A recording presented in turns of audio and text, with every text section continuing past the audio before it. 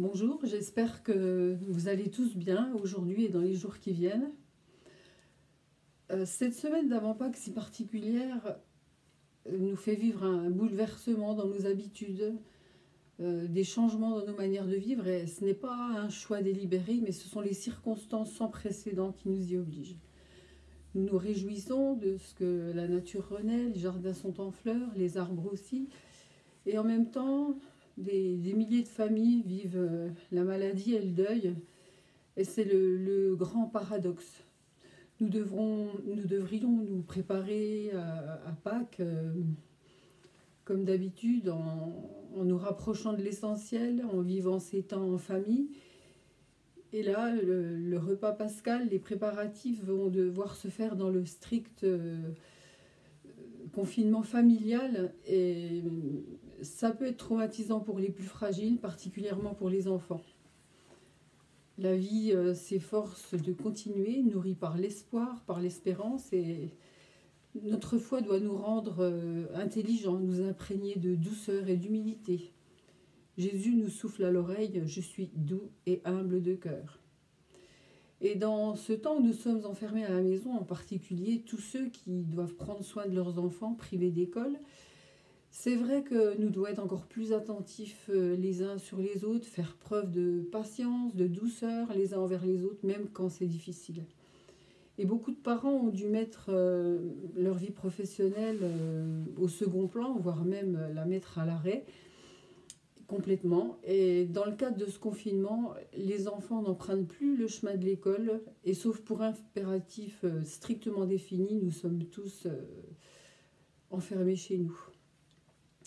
Les parents, souvent déstabilisés, dépossédés de leurs valeurs professionnelles, assurent la continuité des apprentissages scolaires et la manière d'apprendre est complètement différente.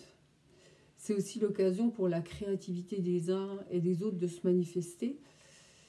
Et l'espoir et notre espérance demeurent et il faut prendre soin particulièrement de nos enfants car ils perçoivent les choses avec la fragilité de leur âge. En leur présence, il faut peser nos mots, car des conversations sur ce qui se passe actuellement et dont ils sont les témoins peuvent être anxiogènes sans qu'on s'en rende compte. Cette période de confinement peut être source d'une grande inquiétude pour eux et c'est important de veiller au climat qui règne à la maison en planifiant la journée avec des temps studieux, des temps d'activités sportives, culturelles, de bricolage, de participation aux tâches du quotidien ou simplement se trouver un petit coin tranquille quand c'est possible et ne rien faire. C'est le moment aussi pour la famille de vivre des temps de prière, des temps d'encouragement autour de la Bible. Le rythme étant cassé, il est peut-être possible de trouver plus de temps pour le faire. Nous, les maîtresses, nous apprenons aussi une nouvelle manière de travailler, de transmettre, d'enseigner. Et les moyens de communication nous y aident beaucoup, puisque nous transmettons nos cours par mail, nous avons des conversations en vidéo à l'appui, des visioconférences. Et l'important pour nous, c'est vraiment de garder le contact avec nos élèves, avec les enfants, leurs familles, et de leur prouver notre soutien et notre intérêt pour eux de multiples façons. Dans cette 4e semaine de confinement, j'en profite vraiment pour féliciter les parents et leur dire combien leur collaboration est précieuse, combien leurs gros efforts sont appréciés. J'honore vraiment toutes ces initiatives vécues en famille, au-delà des activités purement scolaires, au travers des plantations, des recettes de cuisine expérimentées, de la participation des enfants aux tâches quotidiennes de la famille dont nous avons pu être les témoins par les vidéos envoyées régulièrement sur la plateforme de l'école.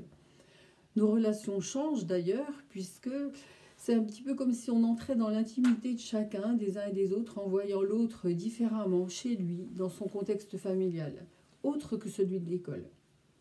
Et en fait, nous apprenons à apprendre différemment. Nous avons tous une nouvelle manière de travailler et c'est volontairement que nous avons conservé notre emploi du temps de la classe pour garder des repères qui font du bien car ils atténuent cette rupture violente du rythme normal des journées. Donc il faut continuer à se lever pas trop tard, à prendre son petit déjeuner, à se laver, à s'habiller pour se mettre en condition. Les enfants aiment les journées pyjama, mais elles ne sont amusantes que si elles sont exceptionnelles. Un pédagogue a dit: le futur du monde est dans ma classe. Et aujourd'hui, le futur du monde est dans votre famille, dans vos enfants aujourd'hui. Lourde responsabilité, mais aussi bonheur de la transmission. J'aimerais développer une idée importante. Nos enfants n'apprennent pas tous de la même façon. Et les récits bibliques montrent que Jésus a adapté sa pédagogie à ses élèves. Alors, pas de panique si vous ne procédez pas comme telle ou telle famille. L'important, c'est qu'au travers du travail qui est envoyé quotidiennement, chaque élève puisse trouver le bon rythme, se fixer des objectifs à atteindre qui ne seront pas forcément organisés de la même façon d'une famille à l'autre. Et par-dessus tout, que les relations dans la famille soient apaisées, bienveillantes, que la solidarité familiale tire profit de cette période inédite. Je voudrais lire avec vous un passage de la Bible dans Actes chapitre 17, versets 24 à 28.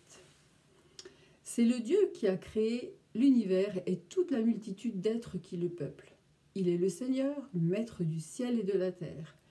Il n'habite donc pas des temples bâtis de mains d'hommes. Rien ne lui manque. Il n'a donc pas besoin de se faire servir par les hommes. Au contraire, c'est lui qui donne à tous les êtres la vie, l'air qu'ils respirent et tout le reste. À partir d'un seul homme, il a créé tout le genre humain. Il a donné en partage toute la surface de la terre, en fixant à chaque peuple la durée de son existence et l'étendue de son domaine. Pour tout cela, il invitait les hommes à le chercher. Il voulait qu'ils s'efforcent de le découvrir comme à tâtons et qu'ils essaient d'entrer en contact avec lui. Car en réalité, il n'est pas loin de chacun de nous. En effet, c'est en lui que nous vivons, que nous agissons, que nous existons.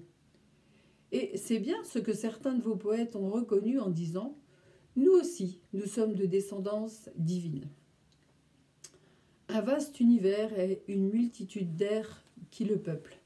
Le champ des apprentissages est infini et inépuisable, et c'est pour cela que l'être humain, doté d'une intelligence extraordinaire, cherche, étudie, trouve, tâtonne aussi. Et nous sommes tous différents, nous sommes tous uniques. Physiquement, moralement, intellectuellement. C'est ce qui explique que nos démarches sont différentes. Nous n'allons pas essayer de changer la personnalité de nos élèves, de nos enfants. Et sans vouloir placer les élèves dans des cases, nous sommes obligés de reconnaître qu'il y a différents profils d'apprentissage et nous devons y être attentifs pour donner à nos enfants tous les ingrédients, le contexte, les outils pour qu'ils apprennent avec ce qu'il est et que cet apprentissage différent soit aussi source de grandissement. Pour ce travail à la maison, vous allez forcément faire différemment les uns des autres, car l'enfant qui est chez vous est unique. Ne nous comparons pas les uns aux autres, ne culpabilisons pas. Armons-nous d'amour, d'humour et de patience pour que tout se passe bien. Vais-je changer le profil de mon enfant? D'ailleurs, est-ce possible? Non, ça ne marchera pas. Et d'ailleurs, ce n'est pas notre responsabilité de changer nos enfants, de changer nos élèves. Notre responsabilité, c'est de les élever, de les mener vers le haut, d'élever leur intelligence vers le haut. Un orateur a dit « On me demande souvent pourquoi tant de détours dans mon discours. Je réponds simplement parce que mes auditeurs n'habitent pas tous le même boulevard. » C'est intéressant de s'approprier cette remarque en l'appliquant aux méthodes d'éducation différentes et de se l'appliquer en tant que parent, en tant qu'enseignant. On pourrait formuler ainsi.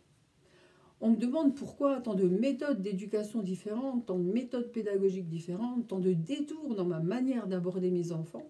Je réponds simplement parce que tous les enfants n'habitent pas sur le même boulevard. Nos enfants ne sont pas tous sur la voie principale, qui n'est d'ailleurs pas forcément la meilleure pour eux, d'où cette expression « apprendre hors des sentiers battus ». Il n'est pas question non plus d'établir une hiérarchie dans les styles d'apprentissage. Tous les enfants peuvent apprendre, même si certains ont plus de mal que d'autres. En tant que parents ou enseignants, nous devons souvent apprendre à quitter les routes qui paraissent évidentes pour chercher des chemins détournés qui vont nous mener à vers le but recherché, à élever nos enfants, à les éduquer pour leur transmettre les valeurs indispensables à leur construction. Le futur du monde est dans ma classe, le futur du monde est dans votre famille et dans le potentiel de vos enfants. La famille est un lieu d'apprentissage privilégié où normalement règne l'amour.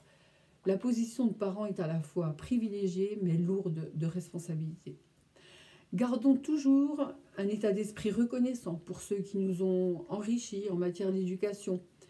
Des spécialistes, mais aussi entre parents, on peut partager nos difficultés, échanger des astuces, des suggestions, des idées, parfois entre deux portes ou au détour d'une conversation. Soyons reconnaissants pour toutes les fois où nos enfants nous ont encouragés par leurs efforts, par leur réussite, mais aussi pour toutes les fois où ils nous ont découragés et nous ont poussés à chercher Dieu, à chercher ce qui fait la réussite du plus grand des enseignants, Jésus.